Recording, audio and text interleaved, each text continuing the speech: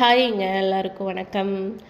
இன்றைக்கி பார்த்திங்கன்னா நம்ம வீட்டில் காளான் பிரியாணி செய்யலாம் அப்படின்னு சொல்லிட்டு நான் வந்து இந்த பிரியாணியில் வந்து பச்சை மிளகாவே கொஞ்சம் கூட சேர்த்துருக்க மாட்டேங்க. ஏன்னா பச்சை மிளகா சேர்த்துனேன் அப்படின்னா எனக்கு வந்து கொஞ்சம் ப்ராப்ளம் ஆயிருங்கிறங்காட்டி உடம்பு ஆல்ரெடி அல்சர்னு சொல்லியிருப்பேன் இல்லைங்களா. ஸோ அதனால தான் பச்சை மிளகா ஆட் பண்ணலை.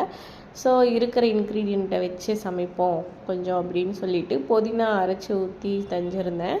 டேஸ்ட்டு நல்லா இருந்தது. 3 பேர்த்துக்குமே வந்து பார்த்திங்கன்னா நேற்று அட்ட டைமில் சளி பிடிச்சிக்கிச்சுங்க. எனக்கு பாப்பாவுக்கு ஹஸ்பண்டுக்கு 3 பேருக்குமே. எனக்கு பாப்பாவுக்கு ஹஸ்பண்டுக்கு கூட எனக்கு பாப்பாவுக்கும் கூட நார்மலாக பேச முடியுது.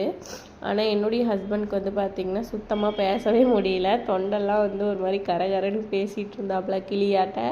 பார்க்கவே காமெடியாக இருந்தது. கலாய்ச்சிட்டு இருந்தேன் நானும். மார்னிங்கே வந்து பார்த்திங்கன்னா சமைக்க முடியலனால எந்திரிக்க கூட முடியலை. ஸோ அவரே வந்து உப்புமா வாங்கிட்டு வந்து செஞ்சு கொடுத்தாரு, ரவை உப்புமா.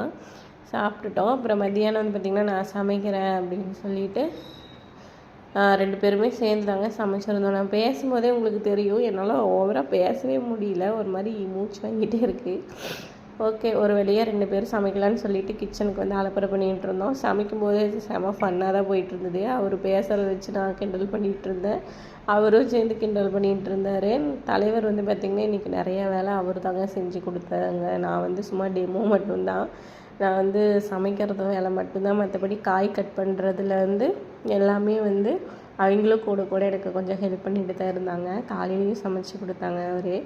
ஸோ சளிக்கு வந்து பார்த்திங்கன்னா கொஞ்சம் காரமாக சாப்பிட்ணும் அப்படின்னு தோணுச்சு. ஸோ அதனால் லைட்டாக காரம் போட்டு காளான் பிரியாணி மாரி செய்யலாம். இன்றைக்கி வேறு வெள்ளிக்கிழமை இல்லைங்களா. ஸோ நான்வெஜ்ஜெல்லாம் சமைக்க வேணாம்னு சொல்லிவிட்டு காளான் பிரியாணி செய்யலாம் அப்படின்னு சொல்லிட்டு தாங்க செஞ்சிட்ருக்கேன்.